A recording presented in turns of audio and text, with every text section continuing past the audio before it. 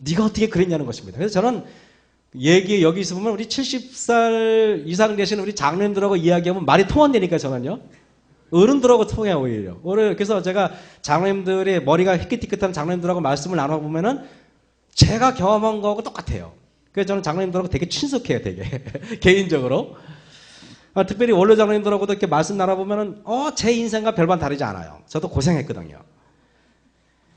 여러분, 근데 이 어머니들이 옛날에는 이 보리를 거치르니까 이걸 갈면 보리깨라는 게 나와요. 아시겠습니까? 그죠? 그게 7분도, 5분도를 갈면은 그 보리깨가 나오는데 그거가 보면 동물들 주는 거예요. 동물 사료를. 근데 그거를 먹을 게 없으니까 그 보리깨를 갖다가 밀가루 조금 섞어가지고 그걸 섞어요. 섞어서 반주를 해가지고 왜 술찌기 있어요. 술찌기 같은 거. 그거를 섞어가지고 이제 그거를 반죽을 해가지고 밥 위에다 이렇게 널뛰하게 이렇게 퍼쳐놔. 그러면은 이게 밥이 되면서 이게 보면 부풀어 올라가지고 개떡이 되는데 그 개떡이 얼마나 맛있는지 나는 지구상에서 제일 맛있는 게 개떡인 줄 알았어요. 언제 한 번은 홍천 서색에서 이렇게 서색에서 집에 오는데 그때 되게 배가 고팠어요. 배가 고팠는데 이렇게 보니까 옆에서 길 옆에 왜 옥수수빵 여러분 아십니까? 노란 거. 이렇게 술빵이라 그러죠. 옥수수빵이 있는데 얼마나 먹음직스러워 보이는지 우리 집 사람한테 차 세워 적어서 사 먹자 그랬더니 맛없다는 것입니다. 옛날 개떡 생각하면 이 지구상에 제일 맛있는 떡이 개떡인데 저게 맛이 없을 리가 없다. 그래서 사가지고 그거를 딱 한 입을 깨물었는데 못 먹겠더라고요. 그래서 제가 생각했어요. 이렇게 맛있었던 떡이 왜 이렇게 맛이 없지? 생각해보니까 개떡이 변한 게 아니라 제 입맛이 변했더라고요. 이제는 뭐 돈도 많고 금도 많고 그러니까 그렇게 여러분 잘 아시잖아요. 그래서 제가 배가 고플 때 먹었던 그 개떡이 이제는 정말 맛이 없어. 깜짝 놀랐어요. 왜 이렇게 떡이 맛이 없지? 그러니까 보니까 우리 집사람이 그 떡이 맛있다고 그러는데 나는 맛이 없다고 그래서 나는 맛있다. 무슨 말을 하느냐 하고 먹어봤더니 저 사람 말이 맞더라고요. 하나 맛이 없는 거야. 여러분, 그런데 여기에 예수님께서 조용히 빈들에서 쉬기를 원하셨는데 그래서 빈들에서 쉬기를 원했는데 사람들이 예수님을 너무 좋아하니까 세상에 사람들이 그냥 그 빈들을 몰려드는데 2만 명이 몰려듭니다. 2만 명이 몰려드는데 그런데 이 사람들이요 이 사복음서에서 오병이의 기적을 마태복음, 마가복음, 누가복음, 요한복음 중에서요 여러분 성경 찾아보세요. 이 네 개 마태, 마가, 누가, 요한복음에 유일하게 다 나오는 이야기는 오병이의 기적밖에 없어요. 너무 놀랍게 예수님이 십자가에 달려 돌아가시는 것도 네 군데 다 안 나와요. 예수님이 여러분이 중요하다고 생각되는 것이 마태, 마가, 누가, 요한복음에 다 나오는 성경책이 오병이의 기적 이야기 말고는 안 나온다는 사실 보고 제가 깜짝 놀랐어요. 이 오병이의 기적 먹고 사는 문제는 역시 중요하구나. 그래서 마태도, 마가도, 누가도, 요한도 그것을 기록했다는 사실입니다.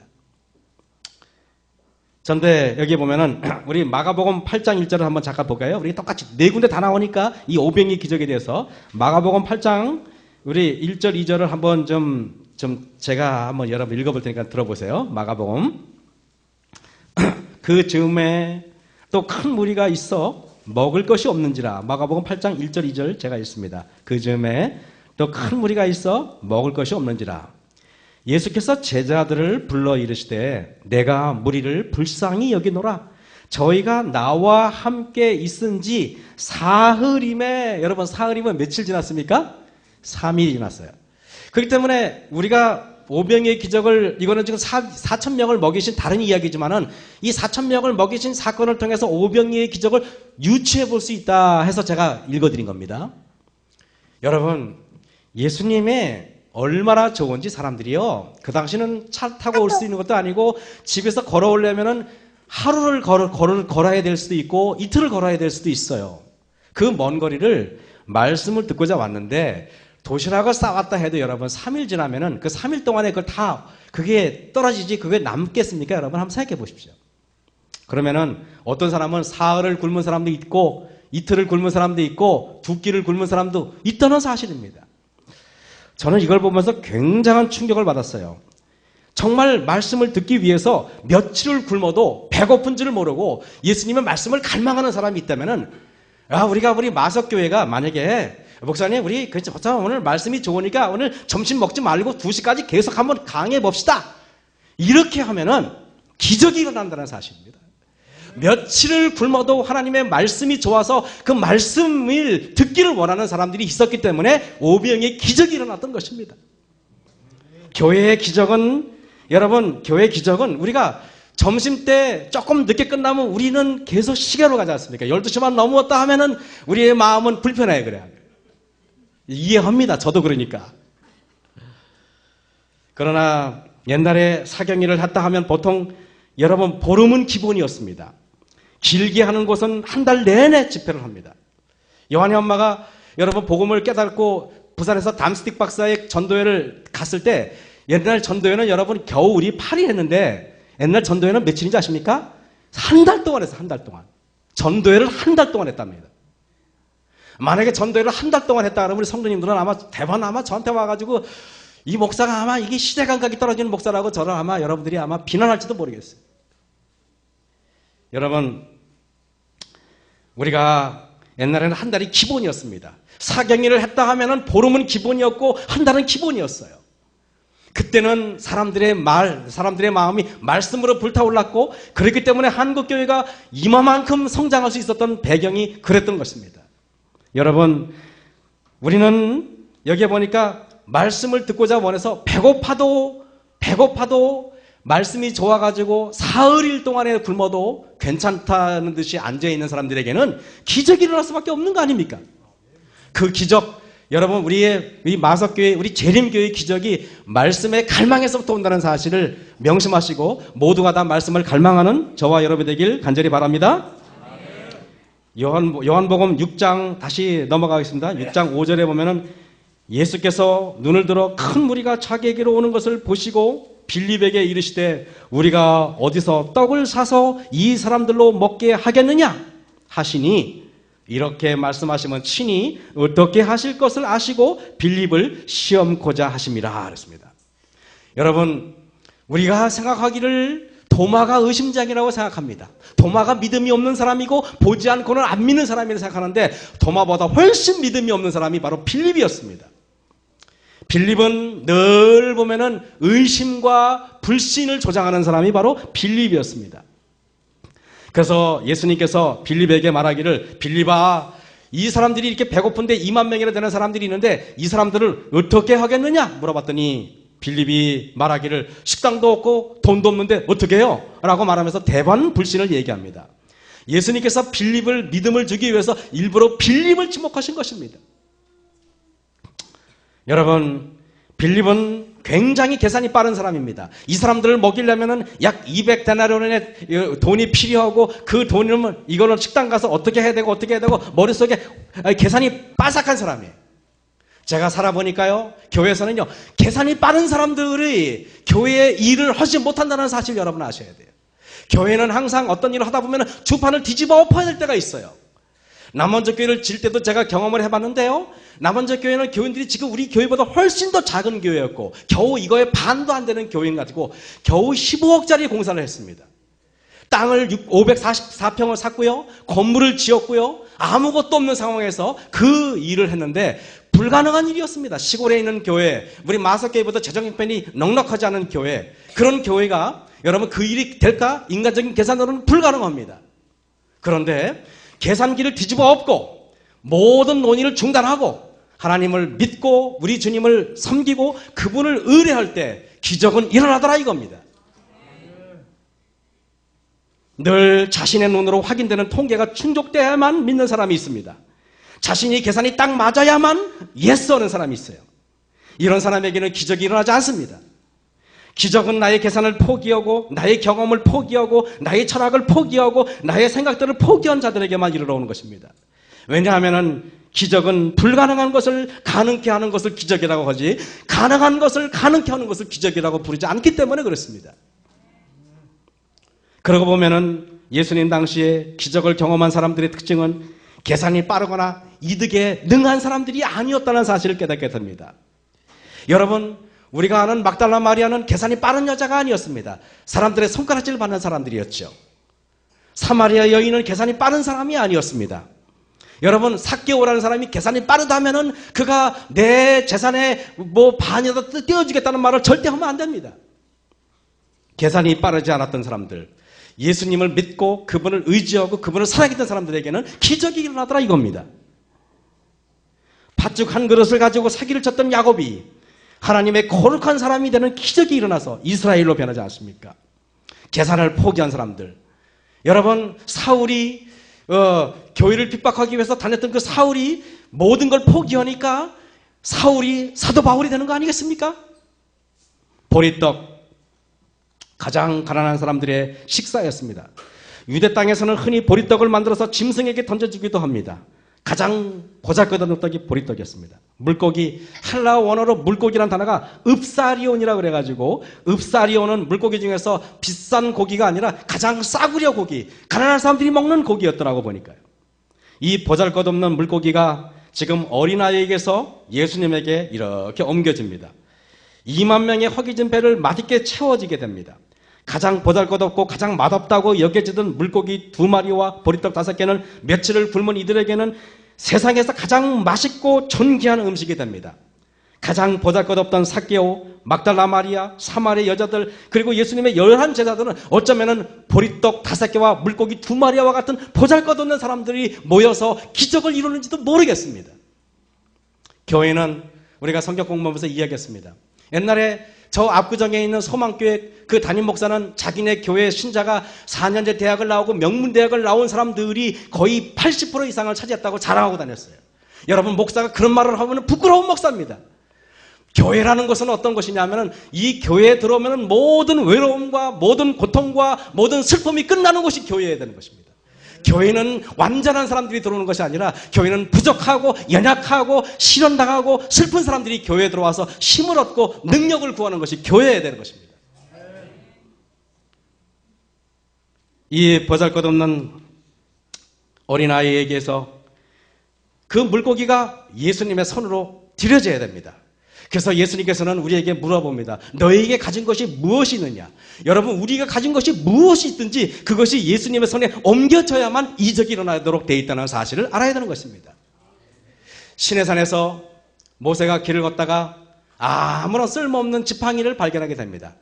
아무도 거들떠 보지 않습니다. 그 지팡이가 하나님의 사람 모세의 손에 들어가자마자 그 지팡이는 홍해바다를 가르고 나일강을 치니까 나일강이 피가 되는 기적이 일어나듯이 저와 여러분, 보리떡 5개와 물고기와 같이 보잘것없는 저와 여러분들이 주님의 손에 붙들리기만 하면은, 예수님의 손으로 옮겨지기만 하면은 나의 마음과 나의 결심이 위대한 결실을 맺는 놀라운 일들을 경험하게 된다는 사실을 명심하시길 간절히 바랍니다.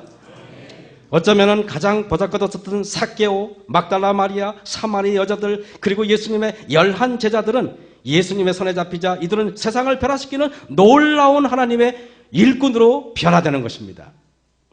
시내산의 거친 들에서 여러분, 그냥 아무것도 할 수 없는 80이 다 된 노인인 모세, 어쩌면 여러분 세상 사람들은 그를 쓸모없는 인간이라고 했는지도 모르겠습니다. 그 당시 모세의 평균 나이가 70이고 간간하면 80이라고 그러지 않았습니까?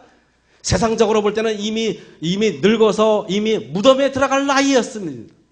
그렇지만은 모세가 여러분 그 나이, 내 모든 자신을 포기하고 나의 모든 가치를 땅에 내려놓고 나를 티끌로 여겼을 때 하나님께서는 그를 들어가지고 위대한 일꾼 모세의 하나님의 지도자로 삼았듯이 저와 여러분, 우리가 문벌이 좋고 학벌이 좋다고 해서 우리가 위대한 사람이 아니라 어떤 사람이든지 주님의 손에 붙들리기만 하면 놀라운 사람으로 변화된다는 사실을 우리 모두가 다 경험하는 그런 놀라운 우리 사랑하는 마석교회 성도님 되시길 간절히 바랍니다. 요한복음 6장 8절에서 9절에 있는 말씀에 이런 말씀이 있어요. 제자 중 하나 곧 시몬 베드로의 형제 안드레가 예수께 여짜오되 여기 한 아이가 있어 보리떡 5개와 물고기 2마리를 가졌나이다. 그러나 이것이 이 많은 사람에게 어떻게 되겠사옵나이까 그랬습니다. 여러분, 안드레라는 사람을 우리가 깊이 연구해 봐야 되는데 물고기 2마리와 보리떡 2개도 보리떡 5개도 소박하고 보잘것없는 것이지만은 그 아이의 도시락을 예수님께 갖다 드린 제자는 다름 아닌 바로 보잘것없는 물고기와 보리떡 같은 안드레였습니다. 안드레는 성경에 그렇게 유명한 제자가 아닙니다. 그는 베드로의 형제이면서도 베드로처럼 화려한 수석 제자가 되는 것도 아니었습니다. 그는 사도 요한처럼 사랑의 제자라는 특별한 애칭을 가지고 있지도 않은 사람이었습니다. 공간복음인 마태복음, 마가복음, 누가복음에서 앤드류에 대한 언급은 제자의 부름에 잠깐 나오고 거의 성경의 요한복음 6장에 말고는 그의 행적이 거의 언급이 되지 않습니다. 그는 유명한 설교자도 아니었고 위대한 전도자도 아니었습니다. 그가 탁월한 어떤 행정가라는 말이 기록되어 있지 않습니다. 그는 그렇게 사람의 눈에 띄는 그런 사람이 아니었습니다. 늘 있는지도 없는지도 모르고 한쪽에서 있는데 그의 존재 가치를 느끼지 못하는 사람이었습니다.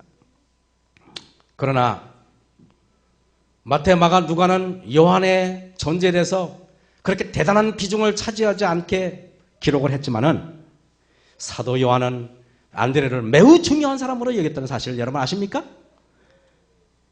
오병이의 여기에 보면은 안드레의 활동과 그의 인간됨됨이를 가장 인상 깊게 바라본 사람은 바로 사도 요한이었습니다. 사도 요한은 요한복음은 마태복음, 마가복음, 누가복음보다 무려 50년, 60년 늦게 사용되어지고 맨 마지막에 기록된 책이 요한복음입니다.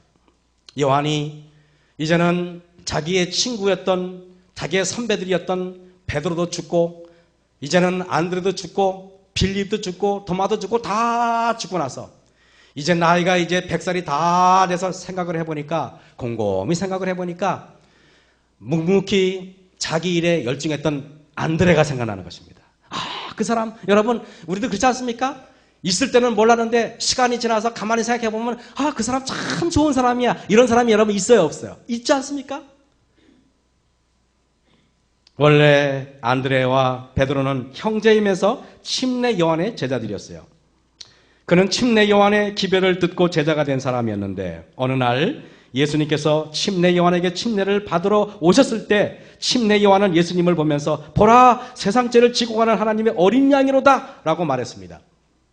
그 말을 듣고 차분하고 침착하고 겸손하고 말이 없던 안드레는 요한의 설교를 듣고서 예수님을 자세하게 바라봅니다. 안드레는 자신의 앞에 서 계신 예수님, 그분이 보라 어린 양이로다 하는 그 어린 양임을 직감하게 됩니다. 요한복음 1장 39절을 한번 잠깐 보실까요 여러분? 요한복음 1장 39절부터 있는 말씀을 잠깐 한번 펼쳐주시면 감사하겠습니다. 사도 요한은 이 안드레에 대해서 매우 사력 있게 그를 살펴보았습니다. 요한복음 1장 39절입니다. 예수께서 가라사대 와 보라.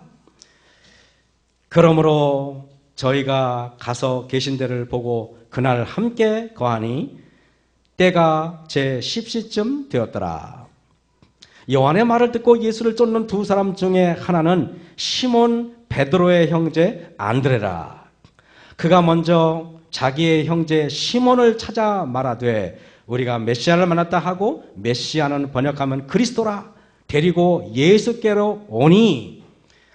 안드레의 특징은 한마디로 무엇일까요? 여러분 안드레의 특징은 데리고 예수님께로 데리고 가는 것이 안드레의 특징이었어요. 그는 자기가 전도하려고 애쓰지도 않고 안드레는 늘 친구들을 데리고 예수님께로 가고요. 늘 옆에 있는 이웃을 데리고 예수님께 가고요. 여러분 그리고 아이가 2만 명이 되는 사람들이 굶주리고 있을 때 그 아이의 도시락을 가지고 예수님께로 간 사람도 안드레였습니다. 안드레는 예수님을 만날 때마다 누군가를 예수님께 소개하고 그를 예수님께로 인도합니다. 그리고 자기 자신은 여러분 슬며시 빠져요. 오히려 그가 예수님과 만나게 이렇게 해놓고 자기 자신은 빠지는 것입니다. 우리는 전도할 때 여러분 예수님께 소개하기보다는 내가 그 사람을 소유하려고 해가지고 일을 망친 경우가 얼마나 많은지 몰라요. 그는 리더십이 강한 사람도 아니었고 설교를 잘하는 사람도 아니었습니다. 그렇다고 행정을 딱 부러지게 하는 사람도 아니었어요. 그러나 그는 끊임없이 사람들을 예수님께 인도하고 소개하고 데리고 가는 사람이었습니다. 안드레의 특징은 사람을 조용히 예수님께 소개하고 또한 그는 사람을 만나면 조용히 예수님을 소개하는 사람이었어요. 그러므로 그 안드레의 특징을 잘 아신 예수님이 가장 제자들 12명의 제자 중에서 가장 먼저 부른 제자가 누군지 아십니까? 안드레였다는 사실입니다. 안드레를 가장 먼저 불렀어요. 왜냐하면 안드레는 사람들을 데리고 오는 걸 좋아하니까 안드레 이 친구만 전도하면 안드레가 다 알아서 사람들 데리고 옵니다.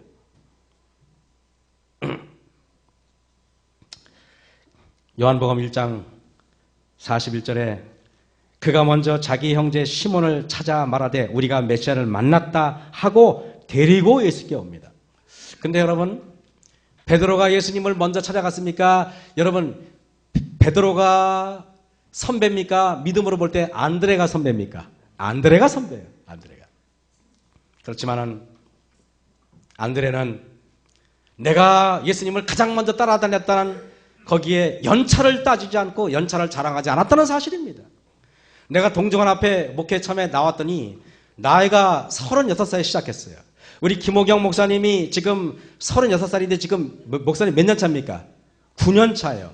저분이 9년 차일 때 나는 1년 차였어요. 내 친구들은 목회 시작한 지 10년이 넘었는데 나는 이제 인턴으로 들어왔습니다. 그랬더니 내 친구 또래들이 저거 말하는 걸 불편하게 생각해요. 왜냐하면 어떻게 말할지 모르니까 연차가 낮으니까 이거를 어떻게 저거 못 하겠는 거죠. 제가 그래서 이게 우리 목회 사회에서는 군대 연차보다 여러분 이게 이 방위 연차보다 더 무서운 게 이게 목회 연차더라고 보니까.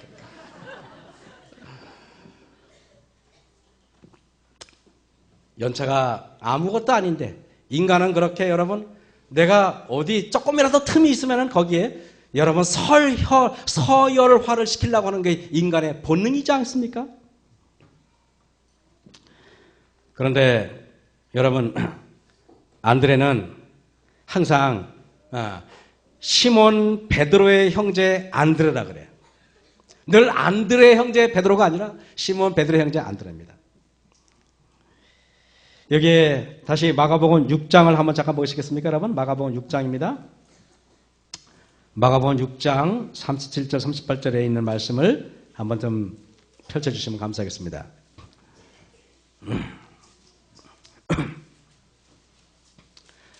대답하여 가라사대 너희가 먹을 것을 주라 하시니 여짜오되 우리가 가서 200데나리온의 떡을 사다 먹이리까 이르시되 너희에게 떡 몇 개나 있느냐 가서 보라 하시니 한 끼를 굶은 사람도 있었고 두 끼를 굶은 사람도 있었습니다. 이틀을 굶고 굶은 사람도 있었습니다. 저녁이 다 되도록 사람들은 이틀을 굶고 배가 고프지만 떠날 생각을 하지 않습니다.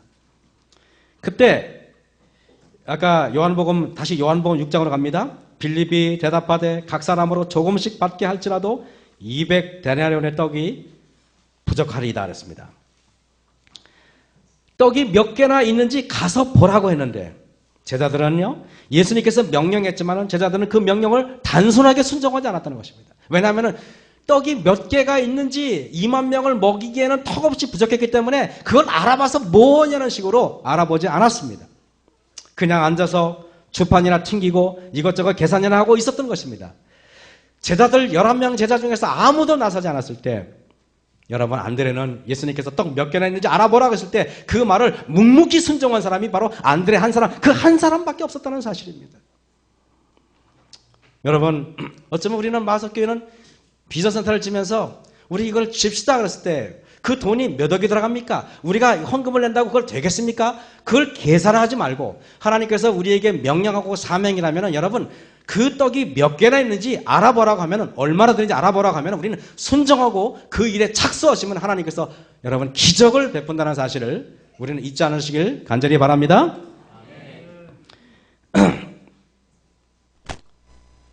그러나 안드레는 예수님의 말씀을 그냥 문자 그대로 믿고 실행에 옮겼습니다.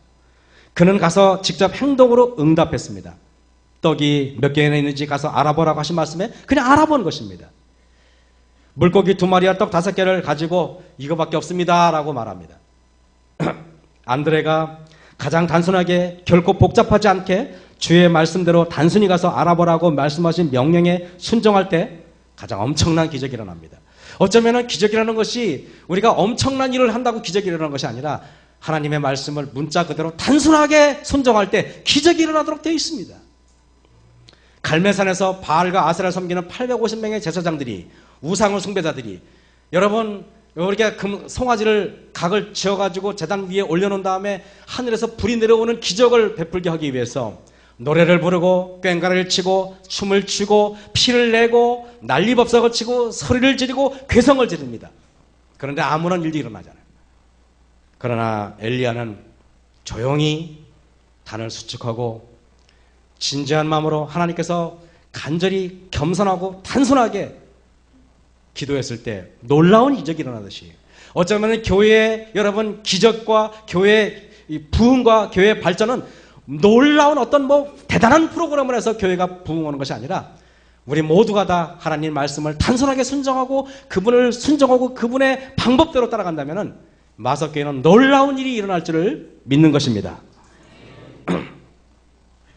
하나님의 말씀도 엄청난 신학자들이 얘기하는 것보다 평신도 지만은 진솔하고 단순하고 겸손한 말씀이 훨씬 더 우리의 마음을 움직이는 것입니다.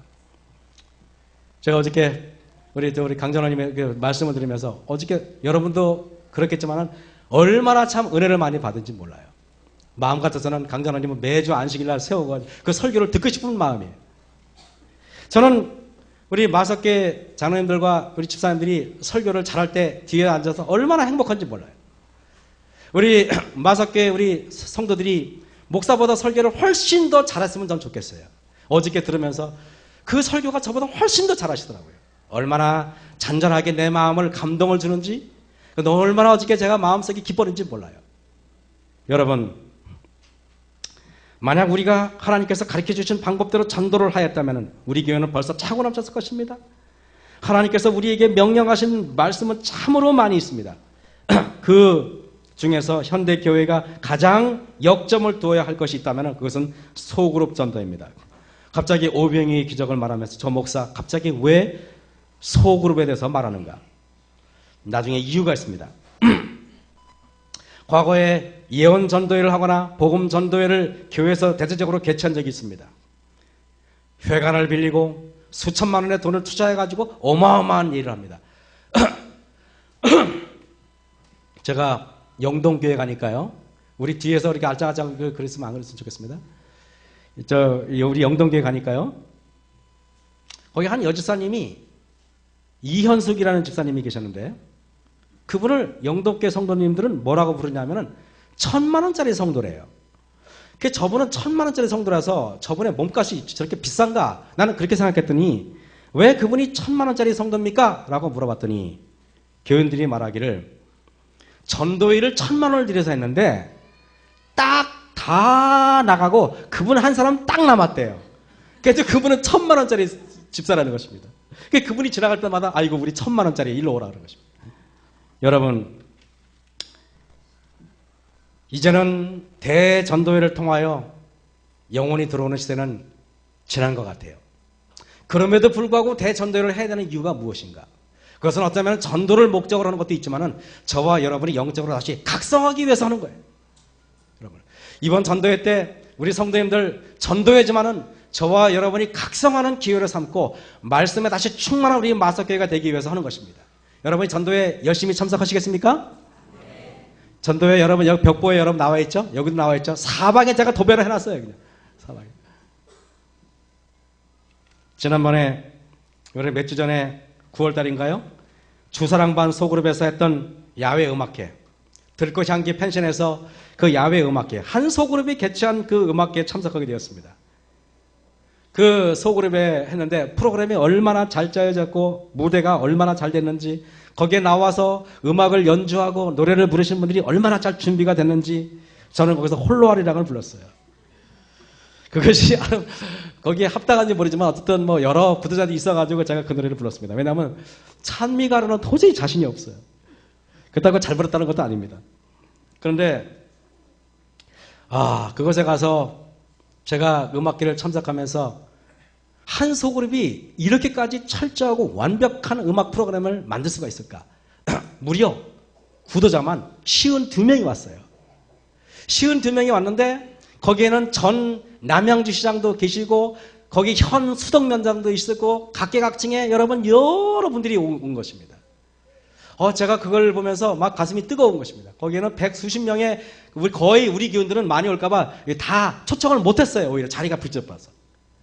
우리 현 마석교인들이 별로 없고 다 손님들이 오셨는데 한 30명까지 온 것 같아요. 제가 정확히는 세어보진 않았습니다.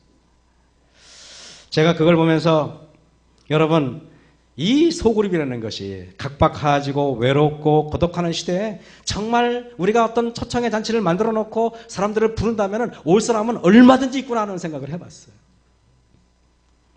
사람들은 이제는 옛날처럼 절대신앙에 목말라하지 않습니다. 이제 안식일이 진리고 토요일이 진리고 영업일이 어쩌고저쩌고 말해도 이제는 절대신앙에 관심이 없습니다. 그러나 아직도 예수님의 사랑에 목말라하고 고독해하는 사람들이 많이 있고 예수님의 사랑을 갈수록 점점 더 많이 필요로 하기 때문에 소그룹에서 주는 프로그램은 그들을 능히 교회로 인도하고도 남음이 있다고 저는 생각을 합니다. 우리 마석교회는 이제 빠르게 건물이 완성되어 가고 있습니다. 여러분 이제는 우리 여기에 이 교회를 건축할 때 정말 여러분들이 1등 공신들이에요. 다 모두가 1등 공신입니다. 우리 김진양 목사님을 비롯해서 우리 정말 허리띠를 졸라매고 귀한 헌금을 내주신 우리 성도님들도 1등 공신이고 매일 밥해주는 성도님들 1등 공신입니다. 다 1등 공신입니다. 그런데 제가 이곳에 와서 정말 우리 최선현 집사님이 교회 이제 건축소장의 일을 맡고 나서 교회가 이제 빠르게 진행되고 있어요. 그래서 제가 최선현 집사님이 이렇게 교회 건축할 때 이렇게 탁월한 역할을 해줄지 정말 꿈에도 생각을 못했어요. 그래서 제가 집사님을 보면서 제가 하나님께서는 정말 역사하는 방법이 다르시구나. 그래서 지금은 우리 집사님과 더불어서 교회가 지금 빠르게 지금 완성돼 가고 있습니다. 얼마나 감사한지 몰라요. 얼마나 능력이 출중하고 꼼꼼하시고 또 집사님이 경비를 얼마나 절감하시는지 제가 옆에서 탐복할 때가 있어요. 또 우리 노가다 목사가 다 되어버린 우리 부목사님도 1등 공신이죠. 저분이 이제는 목회를 그만두고 다른 걸까봐 걱정이 될 정도로. 기적은 이렇게 가장 단순하게 순종할 때 일어납니다. 시리아의 군대 나만 장군처럼 엘리사처럼 그리고 또 안드레처럼 가장 작고 단순한 것을 실천했을 때 기적이 일어나지 않습니까? 우리는 다른 사람들에게 어떤 이론적인 진리를 가르치려고 하지만은 세상 사람들은 우리가 어떠한 사람인가 보고자 할 것입니다. 다시 한번 말합니다. 우리는 다른 사람들에게 우리 재림교회가 가지고 있는 위대한 이론을 설명하려고 애쓰지만은 그러나 정작 세상 사람들은 우리가 설명하려고 애쓰는 어떤 이론을 듣기를 원하지 않고 우리가 어떠한 사람인가를 보고자 원한다는 사실 여러분 명심하셔야 됩니다. 우리는 진리를 전하지만 콩나물을 살아가서 악착같이 깎으려고 하는 사람들은 여러분 신앙의 감동을 느끼지 못할 것입니다. 우리 안에서 예수님을 발견하기를 원한다는 것입니다. 우리가 만약에 교회에 대한 불평을 툭 아무 생각 없이 내뱉는다면 사람들은 우리의 불평 속에서 교회의 분열을 발견하게 될 것입니다. 우리가 아무 생각 없이 우리의 자랑과 우리의 교만을 내뱉었을 때 사람들은 우리의 교만과 우리의 무례함 속에서 교회의 냉랭함과 교회의 부족함을 보게 될 것입니다. 안드레, 그는 어떤 사람입니까? 그는 늘 베드로의 형제 안드레라고 불리었습니다. 그는 늘 자기 형의 그림자에 가려서 인식되던 그런 사람이었습니다. 그가 한 번도 안드레 형제 베드로라는 불려지지도 않았습니다. 그는 그러나 결코 서운해하지도 않았고 결코 섭섭해하지도 않았습니다. 때로는 우리는 직원에서 내 말이 곧 결정이 되고 내 말대로 되어야만 직성이 풀리는데 내 말이 무시당하고 그러면 우리는 괜히 협조하기가 싫은 것입니다. 그러나 안드레는 그런 사람이 아니에요. 늘 내 의견이 존중되지 않을지라도 묵묵히 자기 역할을 하는 사람, 그것이 안드레였습니다. 소그룹의 성공은 따뜻함입니다. 소그룹의 성공은 다른 사람들을 섬기는 마음이지 똑똑함과 프로그램의 우월함이 아닌 것입니다. 그러나 동시에 열심과 열정 그리고 봉사의 마음이 있어야 합니다. 내 것을 포기하고 상대방을 배려할 줄 알아야 소그룹이 잘 되는 것입니다. 소그룹의 성공의 방법에 있는 듯이 보이지만 실상은 소그룹의 성공은 품성 변화에 있다는 사실 여러분 아십니까? 이런 마음이 있어야 사람을 낚을 수 있지. 우리가 어떤 탁월한 프로그램과 탁월한 행정적인 능력으로 사람들을 속으로 끌어들이지 못하는 것입니다. 안드레처럼 자신의 이름이 들리지는 않지만은 묵묵히 따뜻하고 다른 사람들의 허물을 덮어주고 자기는 보이지 않고 다른 사람들이 돋보이도록 한 안드레의 품성이 오병이의 기적의 단초가 되었다는 사실은 놀라운 사실인 것입니다. 저는 안드레 이야기하면서 왜 자꾸 속으로 얘기를 합니까? 여러분, 우리 마가복음 6장을 한번 더 살펴보시면 감사하겠습니다. 마가복음 6장. 자, 마가복음 6장에 39절, 40절 두 절을 제가 성도 여러분께 읽어드리겠습니다. 마가복음 6장 39절, 40절입니다. 제자들을 명하사 그 모든 사람으로 때를 지어 푸른 잔디 위에 앉게 하시니 때로 혹 100씩 혹 50씩 앉은지라. 예수께서 떡 5개와 물고기 2마리를 가지사 하늘으로 축사하시고. 예수님께서 2만 명을 먹이기 위해서 여러분 축사하자마자 떡이 2만 명을 먹일 수 있는 떡이 쌓였다고 생각해 보십시오. 그러면 배가 고픈 군중들은 잠시 이성을 잃고 떡을 먼저 가기 위해서 앞으로 달려든다고 생각해 보십시오. 그러면 연약한 부녀자와 연세가 많으신 어르신들은 그 젊은 사람들의 우격다짐으로 앞으로 다가오는데 아마 넘어지고 밟혀서 어쩌면 큰 일이 일어날지도 모르겠습니다. 예수님께서는 그래서 이적과 기적이 일어나기 전에 반드시 여러분 소그룹으로 그룹을 나눠가지고 배열한 다음에 그 그룹의 대표자들을 오게 하고 또 대표자에도 대표자가 오게 해서 여러분 그래가지고 질서정연하게 다 만든 다음에 그 다음에 기적이 일어났다는 사실은 놀라운 것입니다. 그렇기 때문에 어쩌면 교회는요 잘 조직화되어 있어야 되고 잘 이렇게 여러분 이게 뭡니까 여러 가지 지도자들이 만들어져 있어야 돼요. 그래야만 기적이 일어나요. 그래서 교회는 소그룹으로 잘 조직화되고 잘 이렇게 뭡니까 편제가 되지 않으면은 하나님의 기적이 일어나도 문제가 생길 수 있다는 사실을 깨닫게 되는 것입니다. 예수님께서는 제자들 12, 즉 소그룹의 조직을 명하셨습니다. 그래서 소그룹의 구성원도 8명에서 12명이 가장 이상적이라고 학자들은 이야기합니다. 3년 반 동안 예수님은 12명의 제자들을 만들어 놨습니다. 열심히 가르쳤습니다. 그들이 여러분 이제 딱 12명의 제자가 딱 나옵니다. 예수님이 떡을 가지고 축사합니다. 그 12명의 제자들은 떡을 가지고 또 다른 대표자에게 줍니다. 또 다른 대표자 주는데 여러분 2만 명이 그냥 편안하게 앉아가지고 얼마나 질서정연하고 얼마나 삽시간에 2만 명에게 떡이 공급되는지 교회도 조직화되고 교회도 잘 질서정연하게 편제가 돼야 됩니다. 이 소그룹 구성원에 대해서는 여러분 얼마나 이게 중요한지 몰라요. 저는 그리고 이제 마지막으로 제가 말씀을 정리하면서 자신의 도시락을 내어놓은 이 어린아이의 헌신에 대해서 강조하고 제가 말씀 마치겠습니다.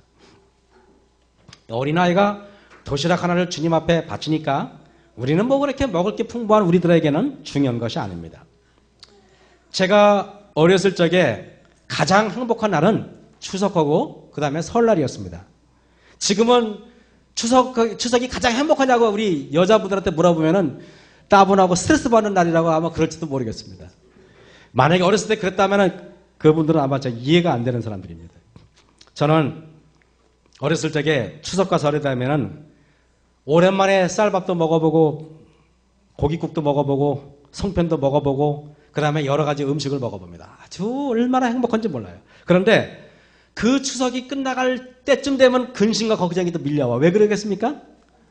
이제 조금 있으면 이 음식을 못 먹을 텐데 하는 근심이 몰려오는 것입니다.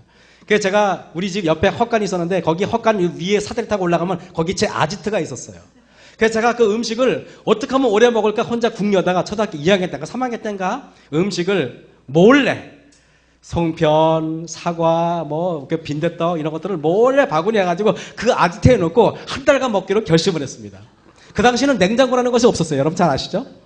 그래가지고 그거를 아지트에 어머니 몰래 그냥 틈만 있으면 호주머니에 넣어가지고 거기다 아지트에서 숨겨놓는 것입니다. 그래놓고 추석 다음날 돼도 그 음식을 먹는데 혼자 숨어서 먹는데 얼마나 맛있는지 그래가지고 이틀째 먹는데 약간 맛이 같지만 먹을만 합니다. 3일째 되는데 음식이 이상해 맛이. 음식이 상한 것입니다. 저는 그때 음식이 상한 날 처음 알았어요. 왜냐하면은 음식이 그 당시에는요, 남은 음식이 우리는 한 번도 없었거든. 여러분 생각해보세요. 밥을 해가지고 남은 기억이 없어요. 왜냐하면 서로 먹기 때문에 뭐 반찬이고 음식이고 남은 적이 없어요. 남은 적이. 여러분 아시죠? 이게 그 당시는 그랬습니다. 여러분 맞죠? 그죠? 밥이 있으면 있는 대로 다 먹었지 그걸 뭐 한 톨이라도 남은 적이 없어요. 그냥 싹싹 긁어가지고 먹었기 때문에 남은 음식이 없었기 때문에 썩는 것도 몰랐단 말입니다.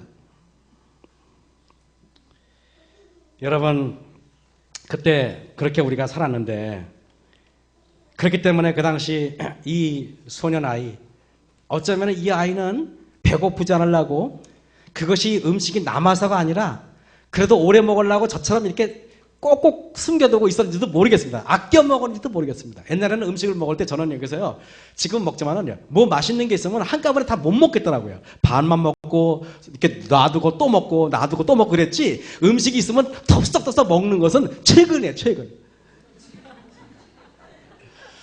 아마 우리 젊은 사람들은 제가 말하면 도대체 무슨 말인가 모르겠지만은 여기 앉아 계시는 우리 어르신들, 우리 원로장로님이라든가 우리 어른들은 제가 말하면 고개를 끄덕끄덕 할 것입니다. 왜냐하면 저와 같은 생각을 아마 어르신들이 많이 했을 것입니다. 그죠? 옛날에 참 먹고 살기 힘들었어요. 예수님 당시에는 아마 제가 어렸을 때처럼 음식은 매우 귀했을 것입니다. 그렇게 귀한 음식을 아무런 조건 없이 내준 이 아이의 마음은 기적을 일으킬 만한 것이었습니다. 우리도 우리 주님께서 쓰시겠다고 하시면은 우리의 마음도, 우리의 재물도, 우리의 건강도, 우리의 철학도 내어놓으셔야 됩니다.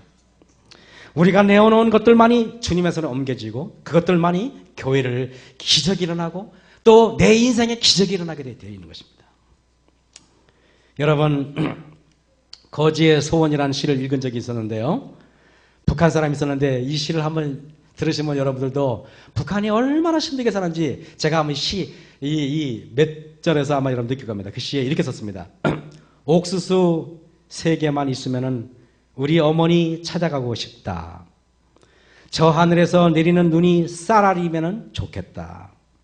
내 생에 소원 한 가지가 있다면은 쌀밥에 된장 찍어 먹으면 좋겠다.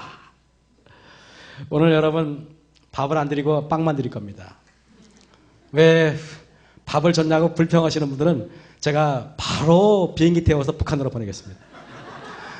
아오지 탄강에서 지내시면은 오늘 드리는 빵도 그렇게 맛있을 겁니다. 어쩌면 우리는 한 끼 정도는 소박하게 먹어볼 필요가 있어요. 그래 안 그래요? 그죠? 오늘 찬양대에서 특별한 순서를 마련했어요. 우리가 이렇게 찬양에서 이 오병이 기적을 통해서 어쩌면 여러분 음식에 집중하지 마시고 우리 주님께서 어떻게 하면 이적이 일어나고 기적이 일어나는지 오병이 기적을 여러분도 경험하고 우리가 모두가 기념하는 그런 순서가 되길 바라면서 제가 말씀을 마치겠습니다.